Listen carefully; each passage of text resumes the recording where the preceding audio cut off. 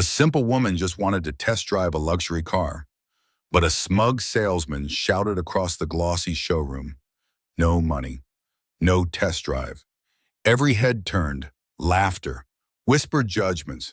She stood there, stunned in her plain cardigan and worn shoes. What none of them knew, her husband owned the entire dealership, and within just 42 minutes, careers would collapse, and a whole empire would be rewritten in front of their eyes. Stay with me, because what happens next isn't just a twist. It's a lesson every one of us needs to hear. Before we start, tell us in the comments, where in the world are you watching from today? And if you believe respect should be given before appearance is judged. Don't forget to subscribe for more true stories like this one. Now, it all started one seemingly ordinary morning. Bow, the soft amber light seeped through the linen curtains, casting delicate patterns across the oak floors.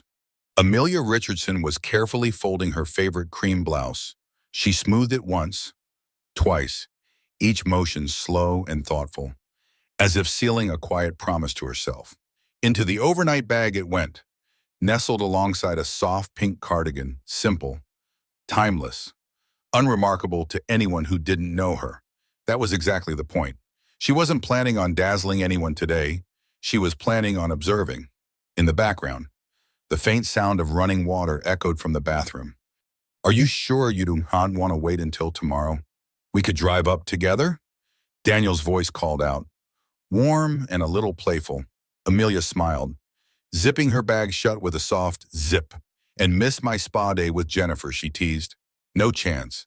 Besides, Ishub, I want to see the new acquisition before you even set foot in it." Moments later, Daniel appeared in the doorway, a towel slung casually around his waist. His dark hair, threaded with distinguished silver streaks, glinted under the morning light.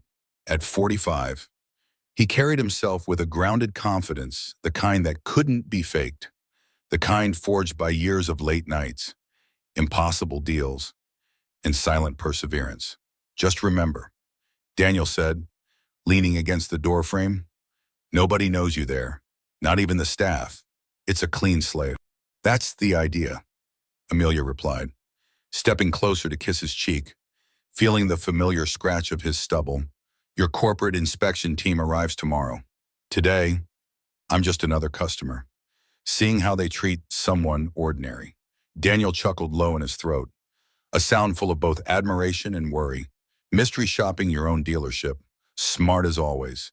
15 years in customer service before I met you. You taught me all about building empires.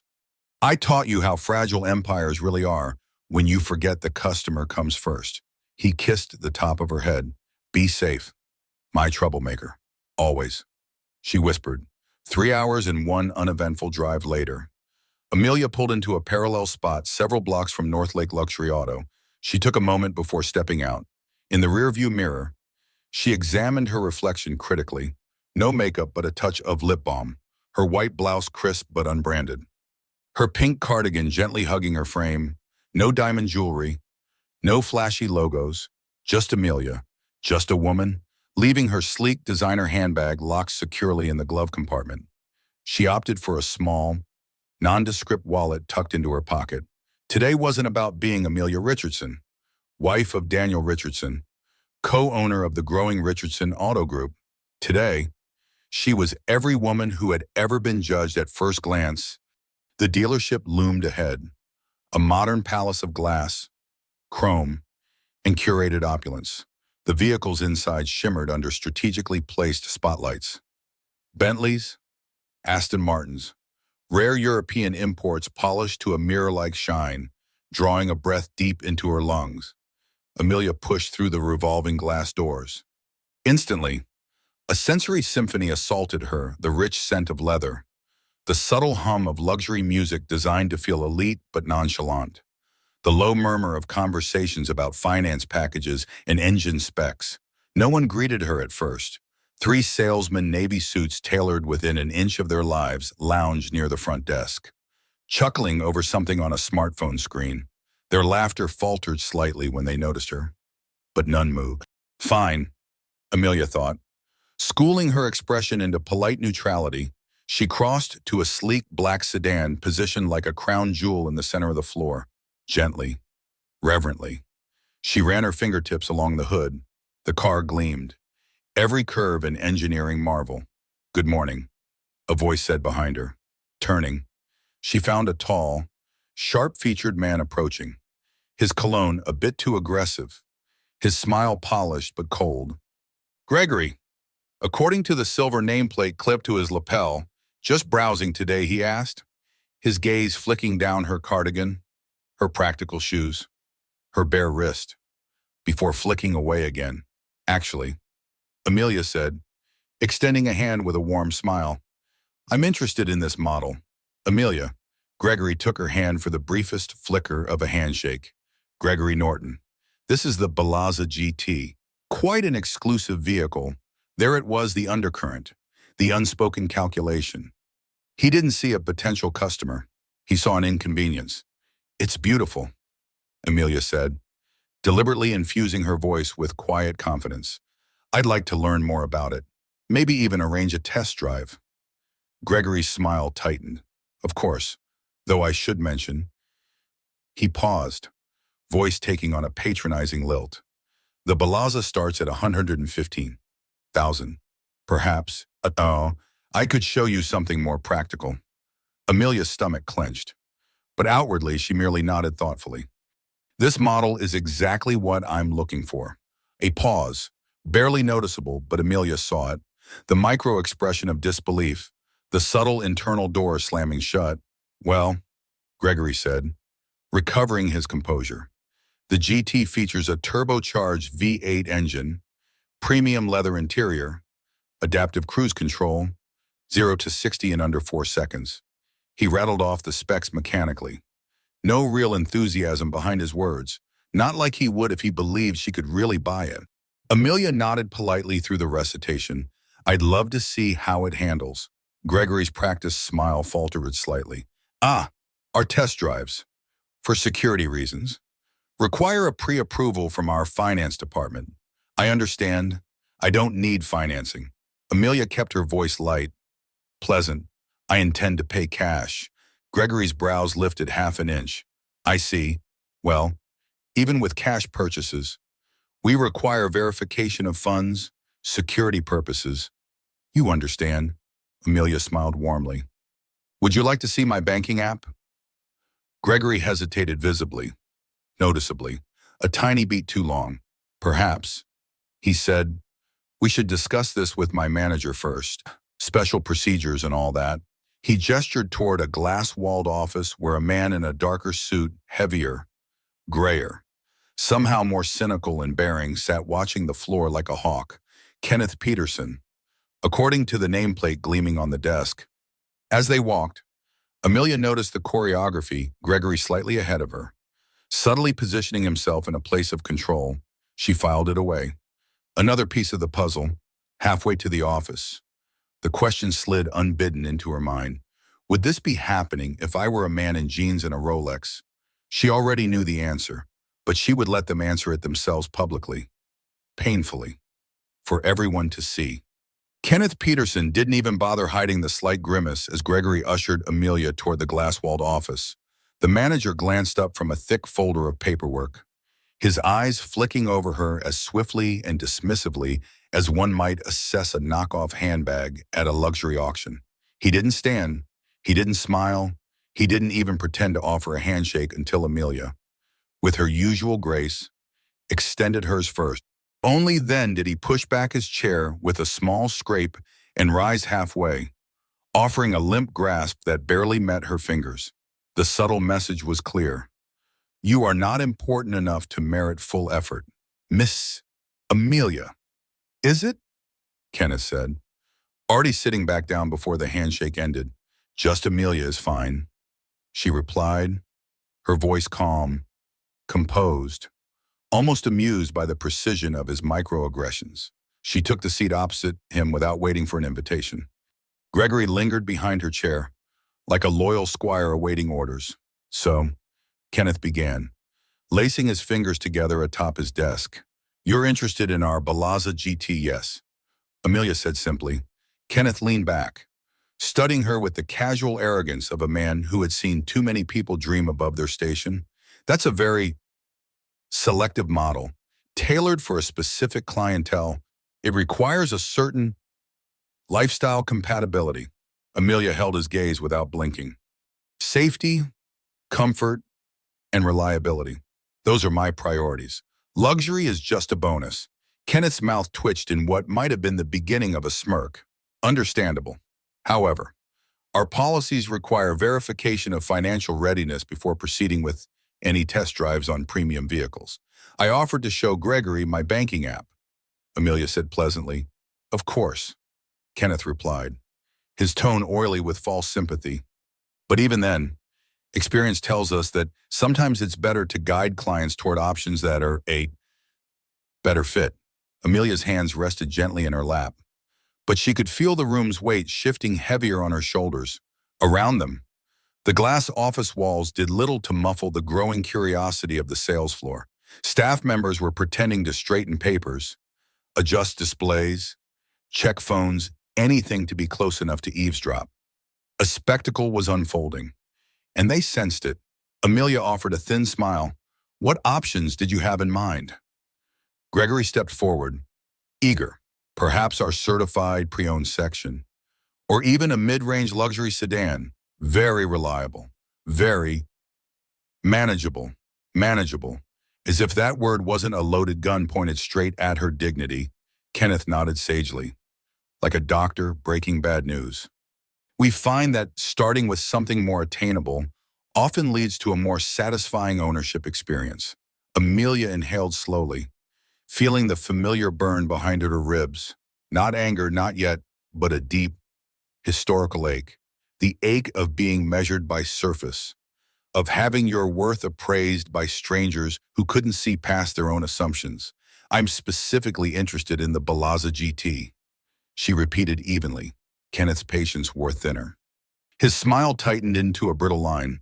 I'm afraid that without a scheduled appointment and proper documentation, we cannot offer a test drive today. It's for everyone's protection. Everyone's protection, Amelia echoed softly. Out of the corner of her eye, she caught movement near the front entrance, a middle-aged man in jeans and a faded Cubs cap, gesturing animatedly with another salesman beside a gleaming silver sports car. Within moments, the salesman placed a set of keys in the man's hand. No paperwork, no banking app, no interrogation, just a handshake and an open driver's door. Amelia turned back to Kenneth, raising an eyebrow. Is that gentleman pre-approved? Kenneth barely flicked a glance toward the scene she indicated. Longtime client, pre-qualified. How convenient. Something cracked then. Not in her voice, but in the atmosphere between them, an invisible line crossed. The mask of polite condescension slipped for a heartbeat, revealing the raw disdain underneath. Still, Amelia smiled. It was a small, devastating smile. Perhaps I should speak with the owner. This time, it wasn't just Kenneth who reacted. Several nearby staffers, catching the phrase, chuckled under their breath, exchanging smirks like school children, overhearing a classmate say something foolish. Kenneth's voice was syrupy with amusement. Miss Amelia, Mr. Blackwell sold this dealership last week. The new ownership is based out of state. I'm sure they trust us to handle local matters. Amelia didn't flinch. I'll wait, if you insist, Kenneth said with a shrug, dismissing her like an errant fly. But I must tell you, our policy won't change. She nodded once, rose gracefully from the chair, and walked toward the leather sofas near the lounge area. She pulled out her phone, pretending to scroll, but her gaze remained sharp, tracking the subtle theater playing out around her. Whispers flitted across the sales floor like paper caught in a breeze. A woman who didn't belong, a woman who didn't understand the rules. She became a living punchline stitched between glances and muffled snickers. As the minutes dragged on, her presence grew heavier. A stone dropped in a shallow pond, creating ripples that refused to fade. She watched as male customers, some in expensive suits, some in wrinkled khakis, were greeted warmly, offered waters and espressos, ushered toward gleaming show models. Women, meanwhile, received curt nods, if any attention at all. The clock ticked onward, 15 minutes, 20, 30. And yet Amelia remained, a silent, immovable rebuke to everything the showroom believed about who deserved to be here and who didn't. At minute 42, the front doors opened. He didn't rush in or announce himself. He didn't need to. Daniel Richardson entered like a storm concealed inside a tailored suit. He paused just inside the threshold, his sharp eyes scanning the room with surgical precision. No one approached at first, not because they didn't notice him, but because they were calculating how to approach him. A man like that, confident, immaculate, radiating unspoken authority, didn't get the wait-and-see treatment for long.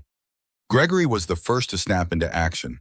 Smoothing down his jacket, flashing his best smile, he crossed the floor quickly, eager to claim what he clearly believed was a career-defining sale. "Good afternoon, sir," Gregory said, voice bright and deferential. "Welcome to North Lake Luxury Auto. My name's Gregory Norton. How may I assist you today?" Daniel gave a polite, almost distracted smile. His gaze swept the room once more and landed, for just a fraction of a second, on Amelia sitting calmly in the lounge. The faintest flicker crossed his face.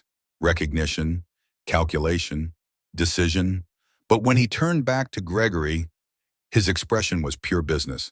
"I'm interested in your premium models," Daniel said smoothly, "particularly the Balazza GT." Gregory practically lit up. "An excellent choice, sir. Our Balazza GT is one of our most prestigious offerings. Would you like me to show you the specs? I'd like to see the black model." "On the floor." "Of course, sir. Right this way." And like that, the entire showroom shifted gears.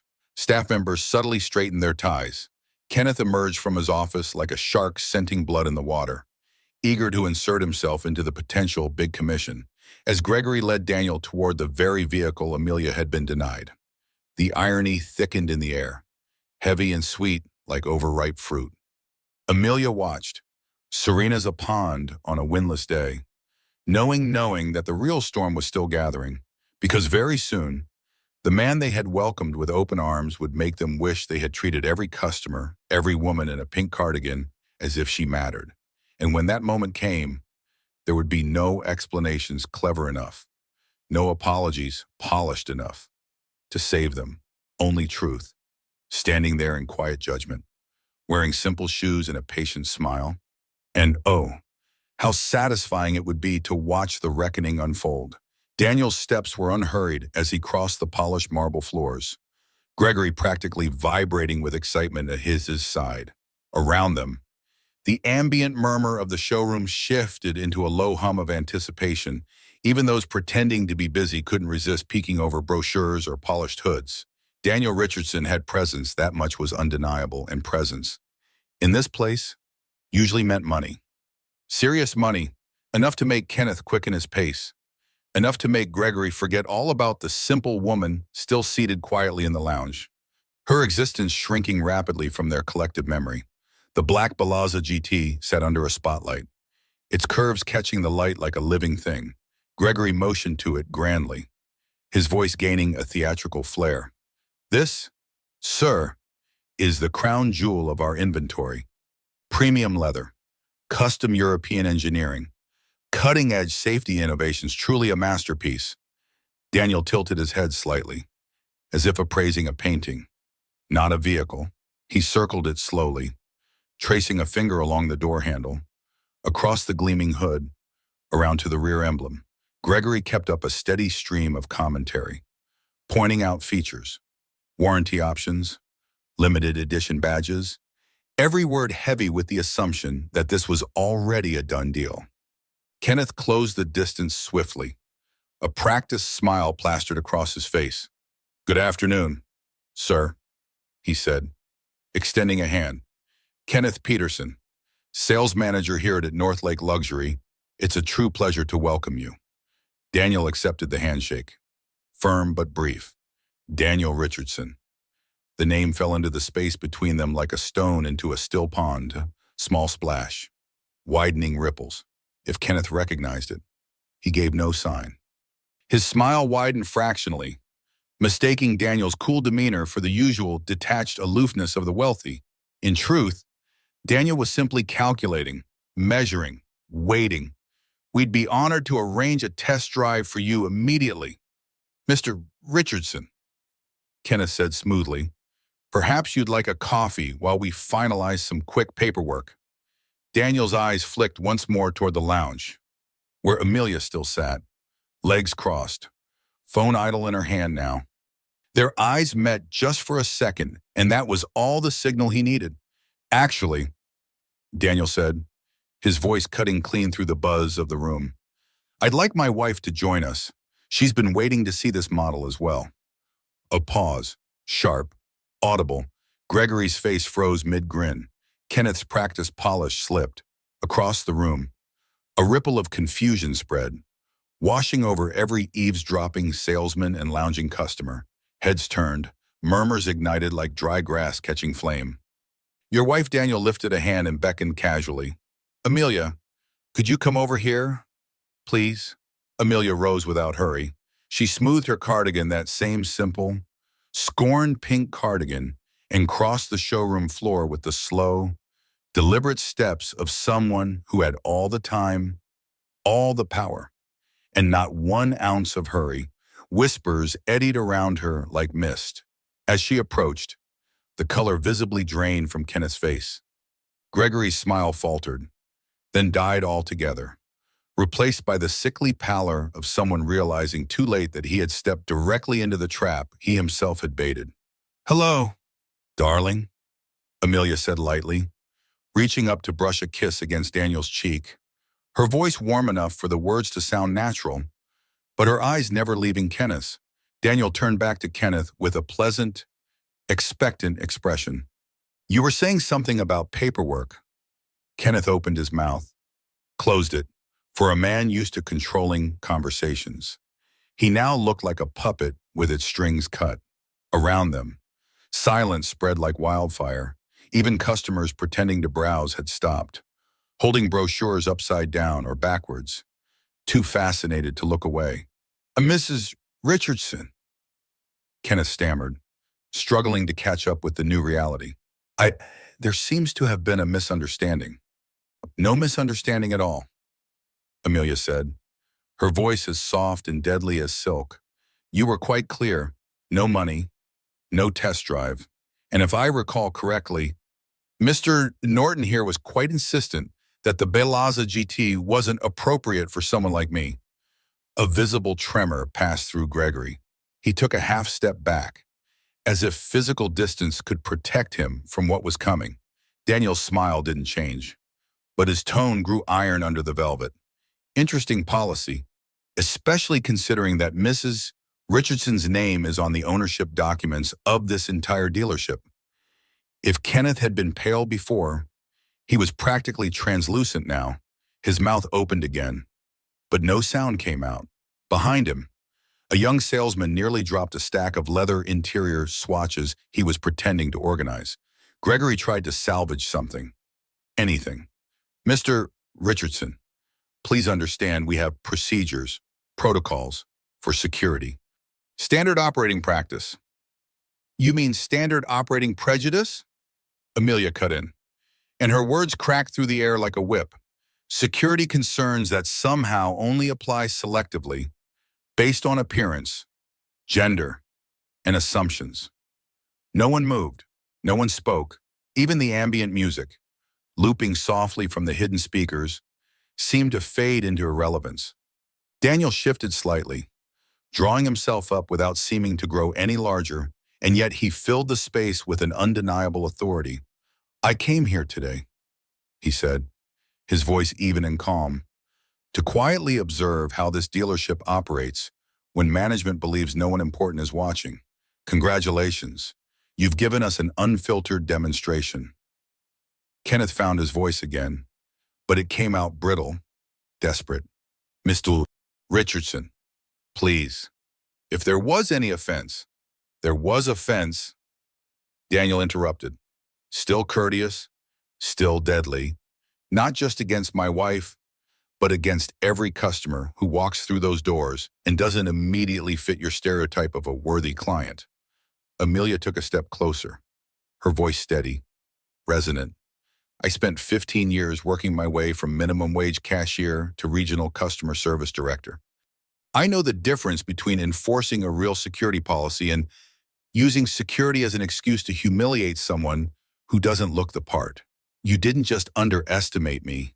You disrespected the very core of what makes a business succeed: trust, dignity, and human decency. The weight of her words hung heavy, undeniable. I purchased this dealership, Daniel continued, because it had a reputation for excellence, but reputations are fragile things, and they are earned or destroyed one interaction at a time. He let that sink in, slowly, deliberately. In the next 24 hours, Daniel said, voice cold and clear, a transition team from Richardson Auto Group will arrive. Every employee will be reevaluated, every policy reviewed, every attitude adjusted or removed. Kenneth sagged visibly. Gregory looked like he might be sick. And as for you two, Daniel said, turning his gaze between Kenneth and Gregory, consider this your final day of employment, effective immediately. A small, collective gasp rose from somewhere behind them. Someone dropped a clipboard. No one laughed. No one dared. Kenneth tried once more, weakly. We can. No, Amelia said, cutting him off for the last time. You had your chance to treat every person with respect. You chose arrogance instead. Daniel nodded once, signaling the conversation's end. He turned to Amelia, offering his arm, which she took with effortless grace. As they walked away, past the silent, stunned employees, past the gleaming rows of cars, past the glass walls that had been designed to impress, but now only reflected shame, Amelia allowed herself one small glance over her shoulder. Kenneth stood rooted to the spot, Gregory pale and trembling beside him, and the rest of the sales floor staring as if they had just witnessed a public execution. They had, and justice, Amelia thought, had never looked so good in a pink cardigan. The doors to Northlake Luxury Auto swung open behind them as Amelia and Daniel stepped into the cool afternoon air. The hush inside the showroom still pressing against their backs like a living thing. Amelia drew a slow breath, savoring the way it filled her lungs. Freedom, vindication, but also, underneath it all, a quiet, aching sadness. Not for Kenneth or Gregory specifically, they had authored their own downfall, but for how common their story was. How many places, how many faces, still clung to the old belief that worth was worn like a badge on your wrist, or stitched into your jacket, instead of carried deep in your bones where no one could see it. Daniel squeezed her hand gently. Neither of them spoke at first. There was nothing urgent left to say. They moved across the lot together, their steps easy, their connection absolute, as if the confrontation they had just left behind was merely the latest in a long string of battles they had fought and won together. Waiting at the curb was Daniel's assistant, a lean man in a crisp navy suit who blended professionalism with an almost conspiratorial air. He opened the door of the black town car waiting for them and murmured, "Sir, the transition team is already assembling. They'll be ready to move in first thing tomorrow." Daniel nodded once. "Good." Amelia slid into the back seat first, feeling the soft leather cradle her. Daniel followed, and the door shut with a satisfying thunk. As the car pulled smoothly into traffic, Amelia leaned her head back against the seat and closed her eyes for a moment. "You all right?" Daniel asked, his voice low and intimate. She smiled without opening her eyes. "Better than all right, just thinking." He waited. He knew better than to rush her. Every customer that walks through those doors deserves to be treated like a human being first, she said eventually. Not a walking wallet, not a threat, just a person. You're going to make sure of that, Daniel said simply. A statement of fact rather than an offer. Amelia turned her head to look at him. "We are..." He smiled, a real one this time, the one he reserved for her and her alone. The ride back to their downtown condo was quiet, reflective. Amelia watched the city slide past the windows, the towering steel and glass, the clatter and pulse of life, the endless churning ambition. She loved Chicago, loved its contradictions, its relentless hustle paired with its secret pockets of gentleness, hidden coffee shops, murals tucked into alleys, strangers offering umbrellas in sudden rain.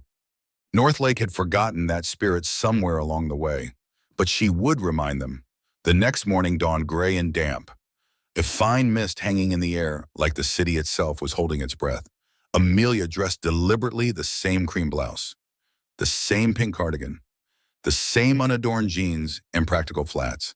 She left her designer handbags and jewelry tucked away. Today, again, she wasn't Mrs. Richardson, co-owner of a dealership empire. She was just Amelia. Daniel had offered to accompany her back to North Lake, but she had refused. This part the rebuilding was hers to do. When she arrived, the scene outside the dealership was already different. A line of sleek black SUVs idled along the curb, and a small army of professionals in smart business attire moved efficiently in and out of the building, clipboards and tablets in hand. The Richardson Auto Group transition team specialists in corporate culture, customer experience, diversity training. Amelia stepped inside to find the atmosphere transformed. Gone was the lazy arrogance, the self-satisfied smirks. Instead, employees stood stiffly in small groups, whispering anxiously. The absence of Kenneth and Gregory was as loud as a siren. A woman in her early 30s with short, efficient hair and a bright smile intercepted Amelia almost immediately. Her name tag read, Elena Transition Coordinator. "Good morning, Mrs. Richardson," Elena said warmly. "We're honored to have you here. We've cleared one of the conference rooms for orientation.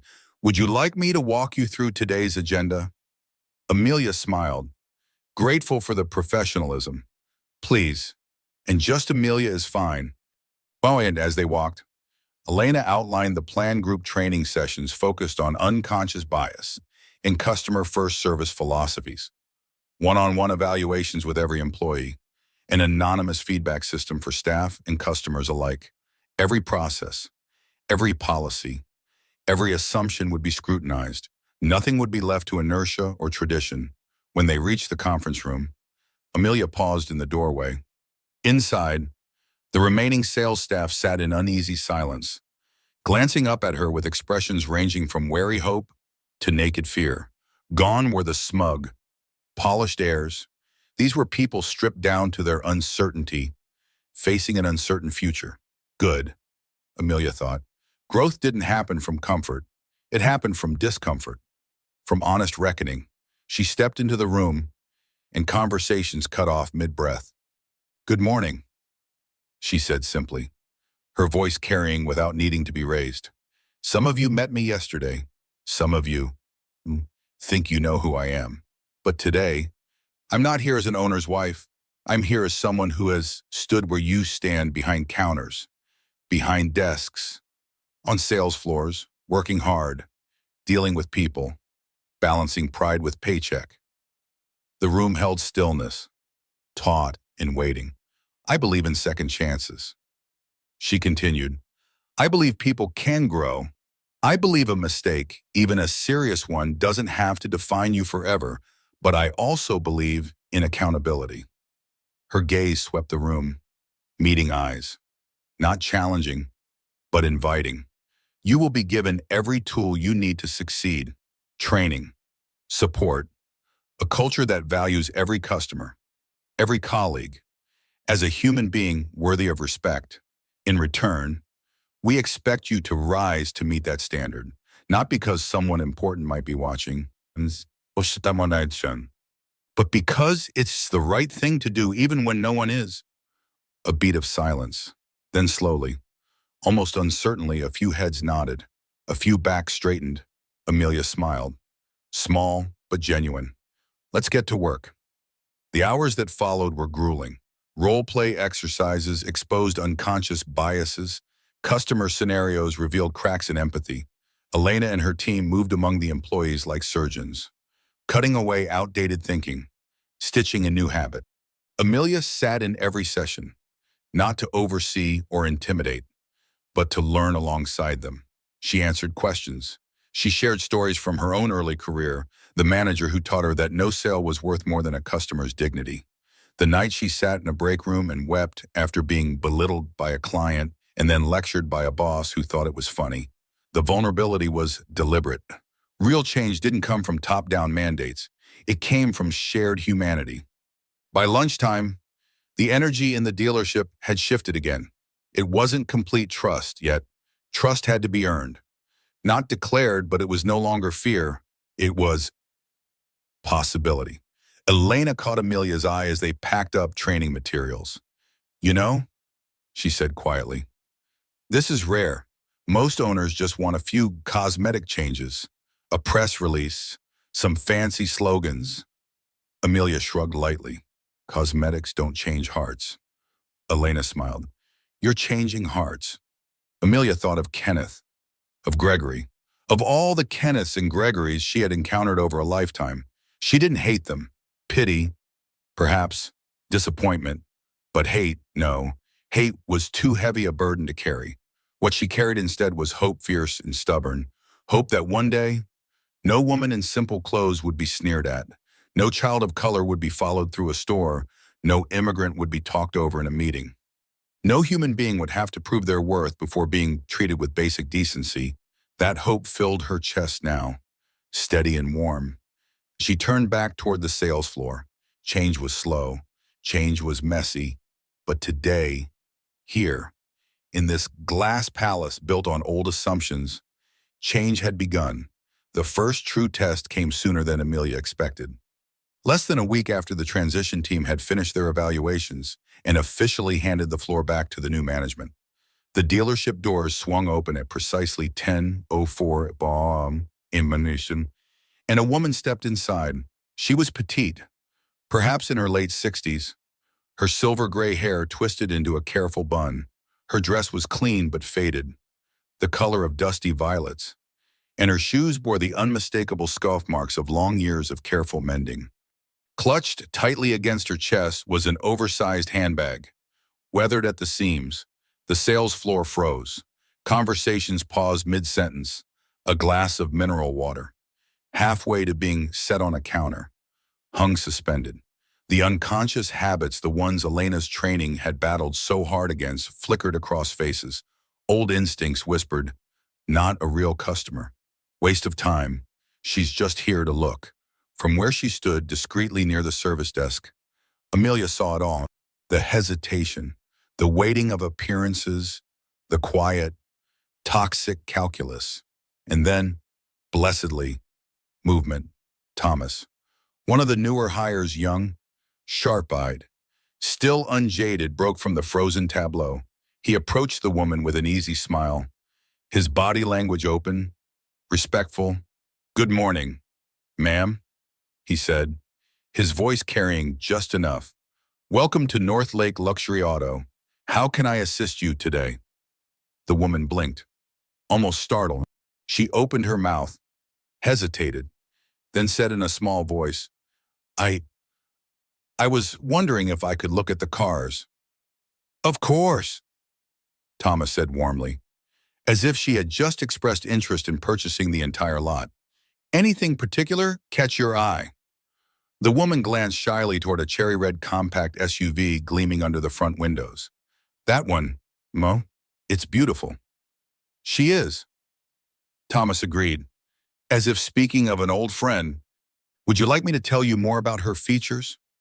Amelia exhaled a breath she hadn't realized she was holding. It was working.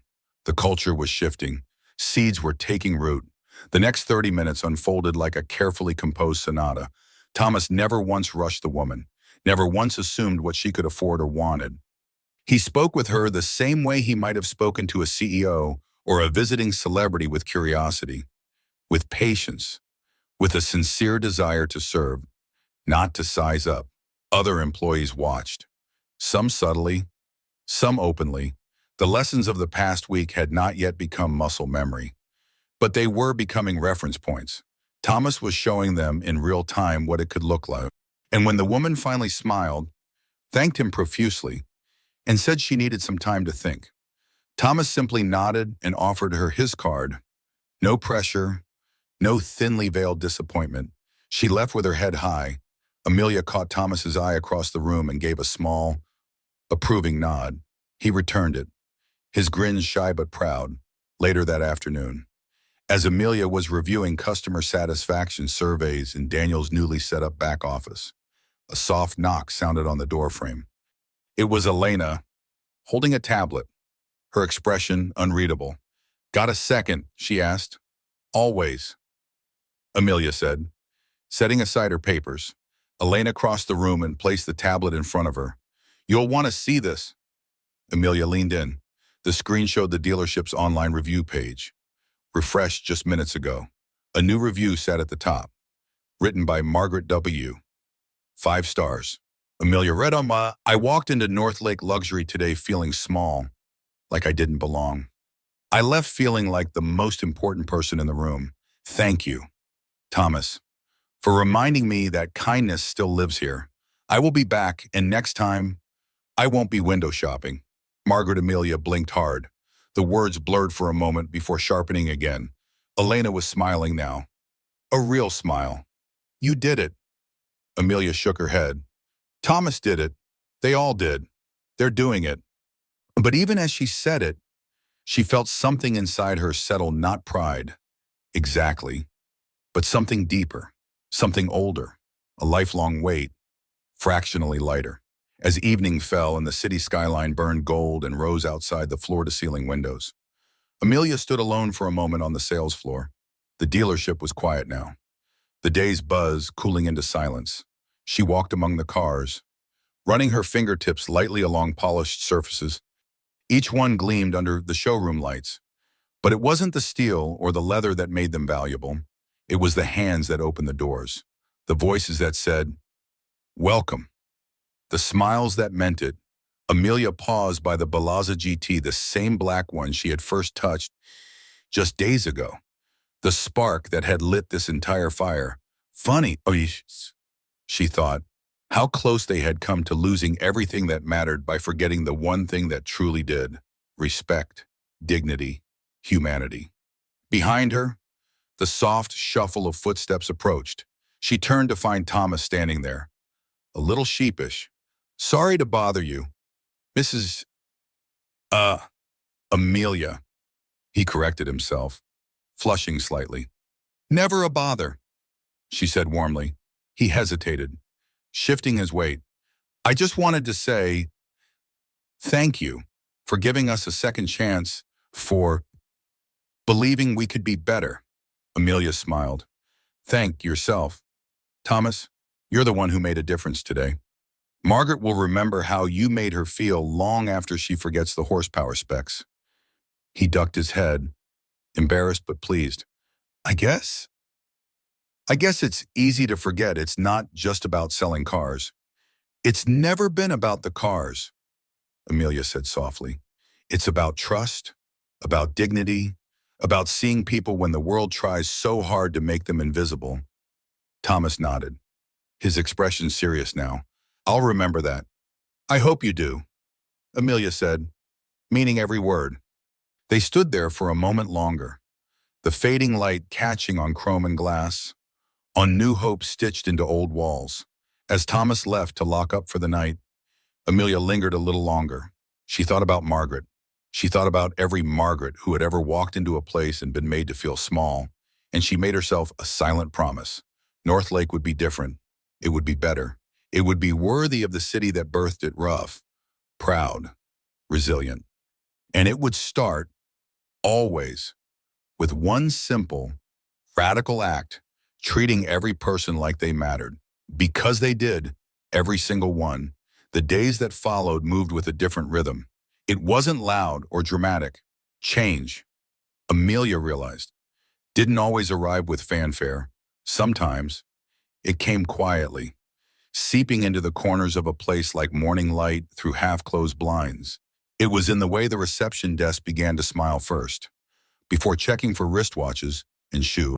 It was in how the sales staff straightened their posture, not out of fear, but pride. It was in how the service technicians started greeting customers by name instead of number. It was, slowly but surely, becoming real. Amelia wasn't naive.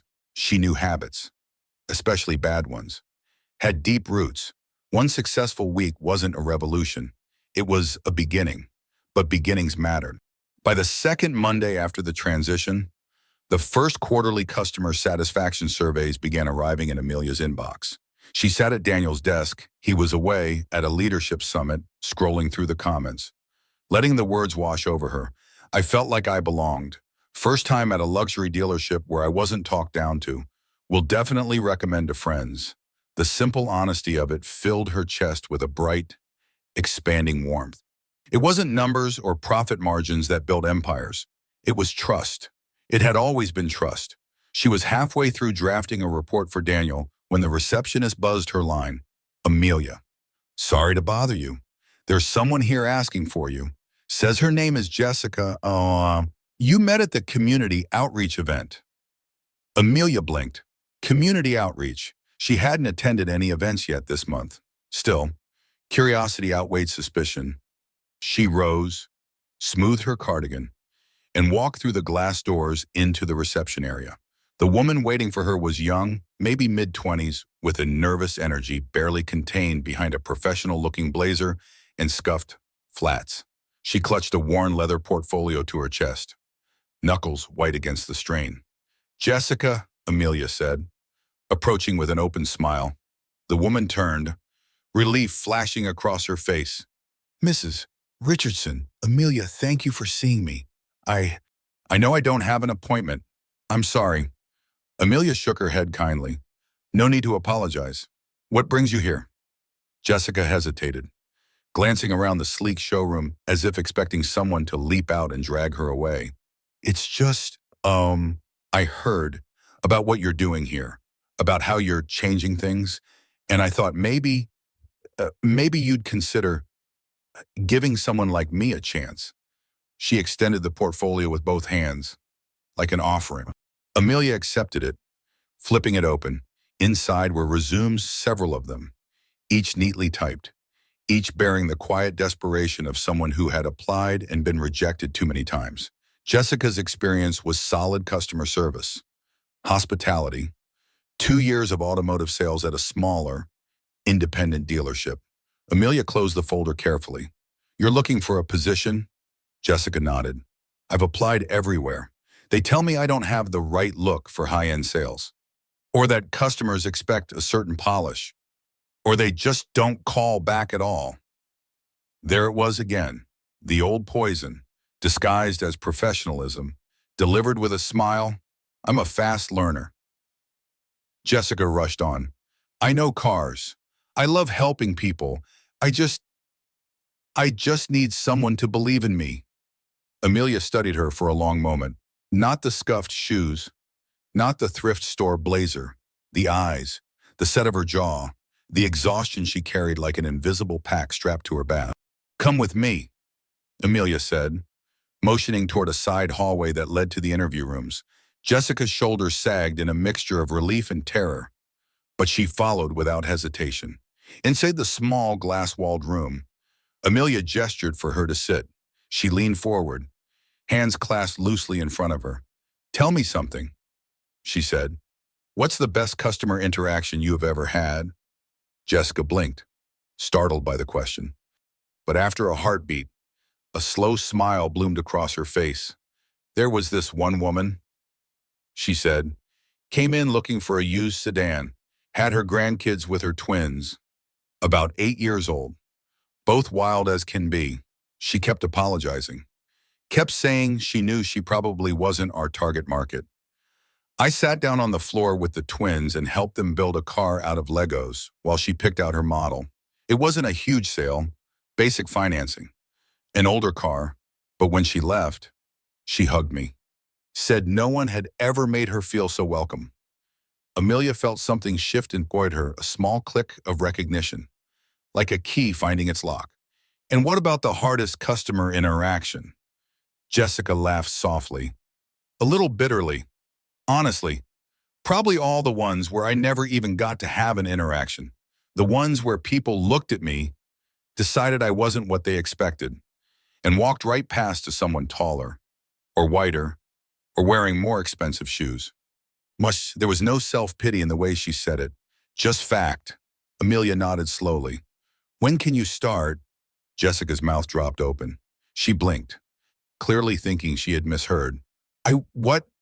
I said, Amelia repeated, a smile playing at the corners of her lips. When can you start? Tears sprang to Jessica's eyes before she could blink them back. She swiped at them furiously with the cuff of her sleeve. Mortified. I can start today, she said, her voice shaking. Tomorrow morning is fine, Amelia said gently. Dress code is business as casual, but more importantly, bring your heart. Jessica nodded, unable to speak. Amelia stood, extending her hand. Jessica rose shakily to meet it, gripping it with a strength that surprised them both. As she left, portfolio clutched tighter than ever. Amelia sat back down in the quiet room, letting the emotion roll over her. She thought of the first time someone had believed in her, really believed. Not because of a resume, a smile, or a title, but because they saw something inside her that she hadn't yet dared to name. Potential, worthy, enough. She thought about how easily she could have dismissed Jessica, could have said they weren't hiring, could have pointed her toward an online application destined for a black hole, could have preserved the polish of the showroom floor at the cost of something infinitely more valuable. But she hadn't. And now, one more story, one more life had the chance to change. It wasn't just about selling cars. It never had been. It was about building something no money could buy, a place where dignity wasn't a prize to be earned, but a right to be honored.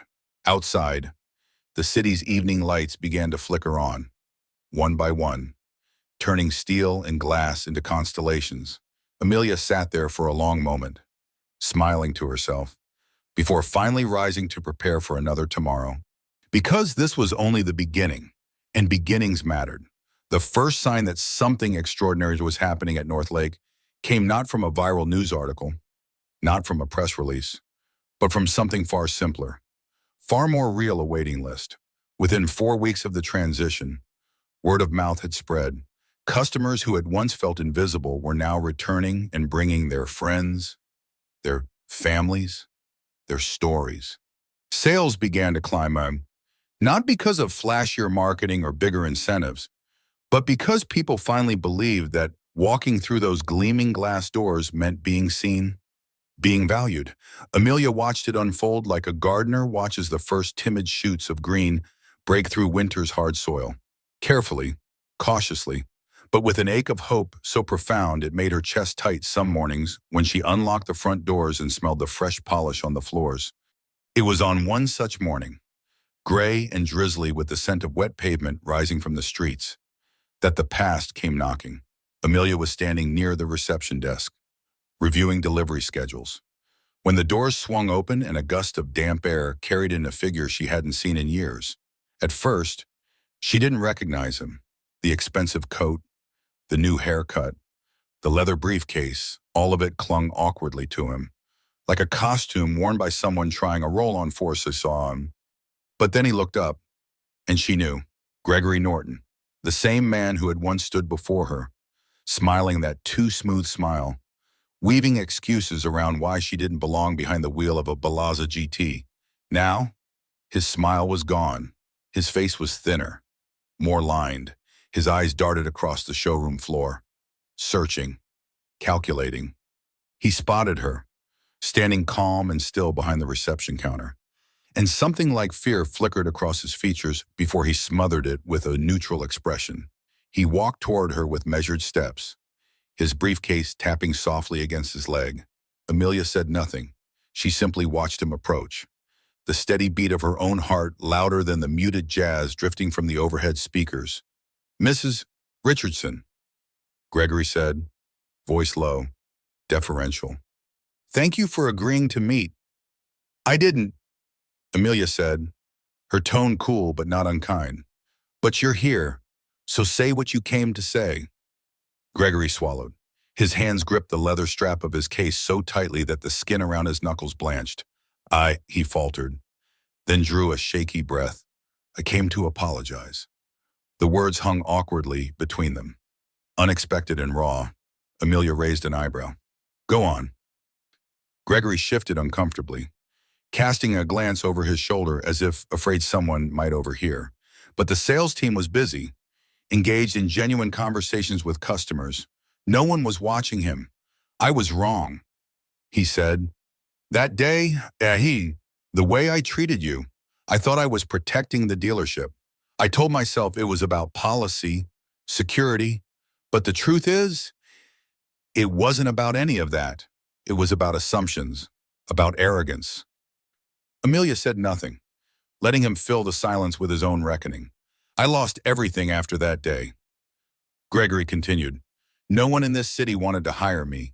Word travels fast, especially about things like that. He laughed bitterly under his breath. I ended up in Cleveland, selling used trucks, living in a one-bedroom apartment above a pawn shop. Amelia studied him, not with pity, not with vengeance, but with the clear-eyed compassion that only survivors know how to wield. You came back for more than an apology, she said quietly. Gregory flushed. His shoulders sagged under the invisible weight he carried. I heard about what's happening here. He admitted. The turnaround, the waiting lists, the awards. I thought maybe there might be a place for someone like me, someone who's learned the hard way. Amelia regarded him for a long moment, her mind ticking through the layers of this moment. The old Gregory, the man who had once looked right through her as if she were transparent, standing here now, stripped of his armor, asking not for a second chance at wealth or status, but for a second chance at dignity. It would have been so easy to say no, to remind him that choices had consequences, to point toward the door and send him back into the rain. But Amelia thought of Thomas and Margaret and Jessica. She thought of her own long, bruising journey, the managers who had dismissed her. The door slammed in her face, the way she had carried herself through it all anyway. Second chances were not gifts given to the deserving. They were investments made in those willing to transform. Come with me, she said finally. Gregory blinked, startled, but followed without argument as Amelia led him across the sales floor, through a side door, and into the training room where fresh recruits were preparing for orientation. Inside, the air buzzed with nervous excitement, new faces, new beginnings. Amelia turned to face Gregory. If you want to be part of North Lake again, she said, her voice steady, you'll start here. No sales floor, no commissions, no titles. Gregory opened his mouth to protest, but closed it again at the look in her eyes. You'll learn what we stand for. Amelia continued. You'll learn how to listen, how to see, how to rebuild trust, not with me, with them. She gestured toward the trainees, with the people you once overlooked. She stepped closer, her voice dropping to a quiet intensity. And if you think for 1 second that your past entitles you to shortcuts, you will find yourself back in Cleveland before your second cup of coffee. Gregory straightened his shoulders. For the first time that day, something like real gratitude flickered across his face. I understand, he said. No, Amelia corrected gently. You will. She left him there, standing amidst the new hires, and returned to the floor, where Thomas was laughing with a young couple over their first car purchase, where Jessica was confidently presenting financing options to a woman in scrubs, still wearing her hospital badge. Amelia watched them, feeling the deep hum of something stronger than success vibrating through the bones of the building. It wasn't just a dealership anymore. It was a place where people changed, where past mistakes didn't have to define futures, where dignity wasn't a luxury, it was a revolution, silent, patient, unstoppable, and it had only just begun. The dealership doors swung open that morning, under a sky so clear it almost hurt to look at. A crisp breeze carried the scent of possibility through the gleaming lobby as Amelia walked the floor with slow, deliberate steps, observing, watching, not intervening. It had become her favorite time of day, the golden sliver of morning when everything still shimmered with unspent energy, when the mistakes of yesterday hadn't yet crowded into today. North Lake Luxury Auto was no longer simply polished chrome and high-end brand names. It had transformed into something breathing and human. The laughter echoing from the customer lounge wasn't staged, it was real. The conversations between sales staff and visitors weren't performance. They were genuine. And every handshake, every nod, every offering of coffee or umbrella or simple patience built something far more valuable than any sale loyalty. Amelia rounded a corner to find Jessica, clipboard in hand, walking a nervous older couple toward the service bays. Jessica's posture was relaxed, her voice steady, her whole demeanor radiating competence and kindness. The couple she guessed them to be, well into their 70s, leaned toward Jessica instinctively, trusting her, without meaning to. Amelia smiled. Jessica had blossomed, not because someone had given her permission, but because someone had finally given her space. Behind her, Amelia heard the faint buzz of a familiar voice. She turned slightly to see Gregory, standing a respectful distance away, guiding a small group of new hires through the showroom layout. His gestures were careful but confident. He didn't dominate the conversation anymore. He asked questions. He listened. A week ago, she had given him a trial, no promises, just a foothold. Watching him now, Amelia sensed he understood the gift he'd been given, understood it down to the marrow. Whether he would rebuild his reputation here or somewhere else remained to be seen. But for today, he was trying. That mattered. And sometimes, Amelia knew, trying was the bravest thing of all. At noon, Thomas found her by the reception desk. "Mrs. Amelia," he said, a shy grin tugging at the corner of his mouth. "Thomas," she greeted warmly. "What's the news?" He shifted from foot to foot, clearly excited. "There's someone asking for you in the customer lounge. Says you helped him once. He didn't give a name, but he looks kind of determined." Amelia laughed softly. "Determined sounds promising. Lead the way." She followed Thomas through the bustling dealership to the lounge area, where a handful of customers waited comfortably with coffee and sleek brochures. And there, standing near the window, was a man she hadn't seen in over a decade. He was older now, of course. His hair was grayer, his frame broader, but the smile, that cautious, hopeful smile, was unmistakable. It was Mr. Alvarez. She hadn't heard that name in years, but it rushed back to her like a rising tide. Mr. Alvarez, who had once come into a small, struggling dealership where Amelia worked her very first sales job. Mr. Alvarez, who had been turned away by 3 other salesmen before she intercepted him, not because she expected a sale, but because he had looked so tired, so lost. Mr. Alvarez, who had ended up buying 2 vehicles for his family and recommending 10 more customers over the years, changing the trajectory of Amelia's career in ways she hadn't understood until much later. She crossed the lounge to meet him, her heart unexpectedly tight in her chest. "Mr. Alvarez," she said, offering her hand warmly. "It's been a long time." His handshake was firm, steady. His face broke into a grin that erased 20 years from it. "I heard you were here," he said, voice thick with emotion. "I heard, and I had to come to say thank you."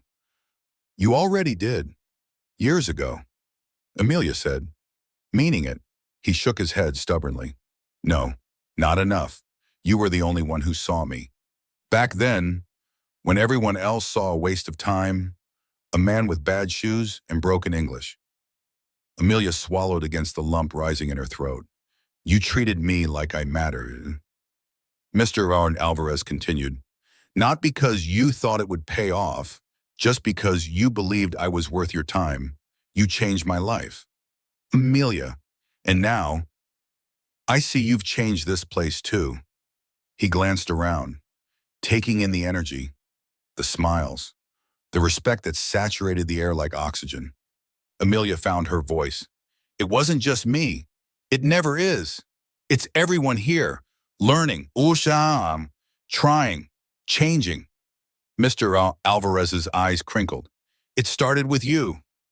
They stood there for a moment, Two people bound not by contracts or commerce, but by something much harder to build and much harder to destroy, earned trust. After a while, Mr. Alvarez reached into his jacket and pulled out a small, neatly wrapped package. "I brought you something." Amelia laughed lightly. "That wasn't necessary." He pressed it into her hands anyway. "It's not for business. It's for who you are." Inside the wrapping was a simple, hand-carved wooden key. The craftsmanship was rough, but beautiful, each groove, each curve shaped with care and patience. On the shaft, burned into the wood, were three words: "You open doors." Amelia stared at it, speechless. "I made it myself." Mr. Alvarez said, a little shy, "It's not perfect, but I thought maybe you'd like it." Amelia closed her fingers gently around the key, her throat too tight for words. "Thank you," she managed, her voice cracking slightly. Mr. Alvarez smiled again, that slow, quiet smile of a man who had finally been seen. They spoke for a few more minutes, light conversation, stories of his grandchildren, memories of old days, and then he left, the door swinging shut behind him with a soft chime. Amelia stood there a long time after he was gone, the wooden key heavy in her hand. Later that afternoon, she found a small hammer and a brass nail in the maintenance closet. She mounted the key on the wall behind the reception desk, where everyone, employees, customers, visitors, would pass by it each day. No plaque, no fanfare, just the key, plain and honest, speaking for itself. Because at North Lake Luxury Auto, respect wasn't an accessory you wore for show. It was the door you opened first, and it made all the difference in the world. Amelia took a step back, studying the key with quiet satisfaction. She thought of Margaret, of Jessica, of Gregory, of Thomas, of Mr. Alvarez, and of all the ones still to come. This wasn't the end of the story. It was only the beginning. Because every day, in every place that chose to see people for who they were instead of what they wore, a new chapter was waiting to be written, and she would be right there to help open the door. Always.